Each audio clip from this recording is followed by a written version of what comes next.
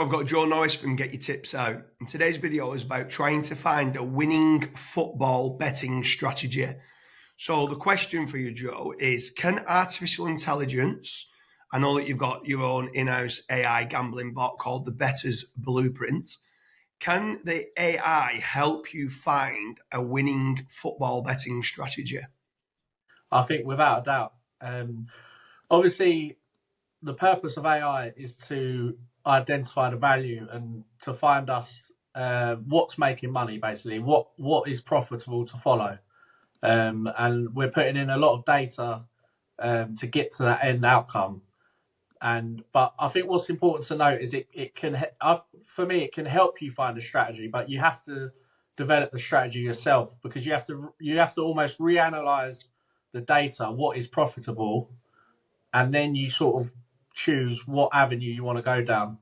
Because obviously sometimes you might find an angle that's only profitable short term, whereas if you're looking at something you want to back regularly throughout the season, and then note how much profit it makes, I find like if you want to get to that stage, you have to reanalyze it yourself and go down that route. I mean, one of the biggest positives from AI, I think, is the data is so fresh.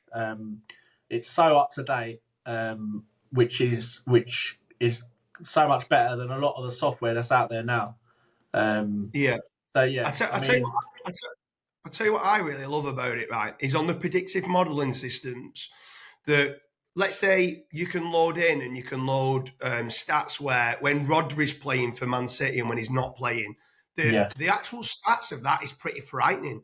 That when he's not playing, like there's such a different team and there is a key player that for transfer news and stuff like that, for team news, if he's not playing, then the odds have to kind of widen out slightly. And all the real-time updates that you can feed into it. But then the next part with regards to using AI for a winning football betting strategy is the risk management involved. So what I love about in your back end is that everyone's risk tolerance is different. So you might want to turn around and go, I want to bet £5, but I want to win 1,000, right?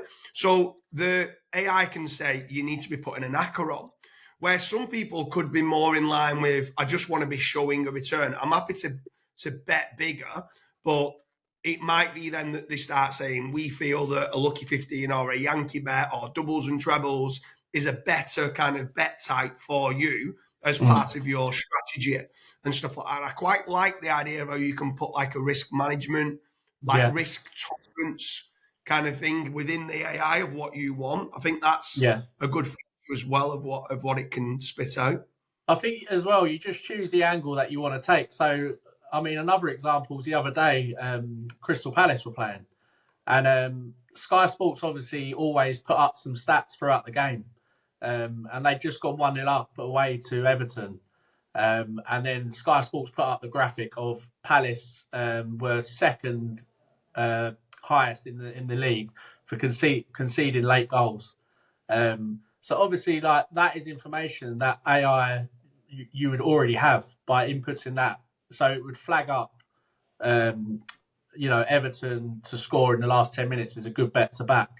But then, like you say, you have to decide yourself if you want to play that bet. I mean, there's only 10 minutes left in the game. It's quite a risky bet. You're going to get quite good odds for it. It's showing it's a profitable angle, but like you say, you still have to make the final decision. Is this a bet that you want to do? Like, it's going to win or lose within 10 minutes, you know? Yeah. For me, I prefer having a bet which lasts over the course of 90 minutes that I can cheer on, rather than something that is win or lose like instantly. Yeah.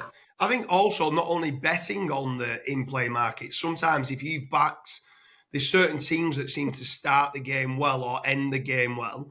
I know there's quite a few of them now where what you can be doing is you can be placing the bets to back a team to win, right? And then specifically be cashing out. So with the real-time updates, AI could feed back to you to say, I think you're probably better cashing out. At the moment, you're getting 2-5 on Crystal Palace to win the game, but they normally concede a lot of late goals. It's probably more like a a 4-5 show, so you're not playing your odds, therefore cash out. Not only is it betting against the opposition to maybe get the equaliser or go on to win the game, it could be to the cash out feature. Or sometimes if you've got 3 up in an acca and you're waiting on the 4th, you might be looking to go, do you know what, I might hedge my bets here. I think AI is really good at trying to find those angles, at researching, because you can load in all of the bookies as well, and all the bookies are giving different odds. So I know that the match betting kind of people, they love using AI with regards to, they can almost back the 3 outcomes of a home win, away win, and a draw, or no matter what happens in the game, they end up winning because they're backing it with 3 different bookies that have got different kind of offers on or enhanced odds. And they win whatever bet that they do, which is also a good for AI.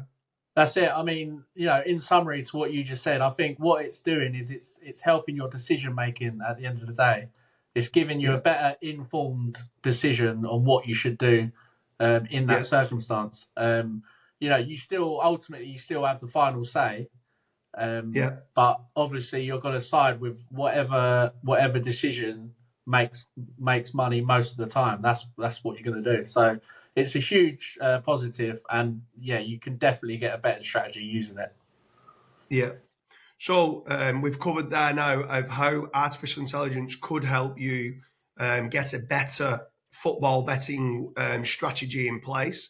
There isn't a one size fits all. There's different risk tolerances and stuff like that. But if you're not using AI, then we would recommend doing it. However, it is very important that AI is very much a garbage in, garbage out type of model. If you do not feed it the right information and data, then there's a lot of risks involved, like anything to do with gambling. So make certain you're feeding it all the data, and then make certain that you are making the final decision.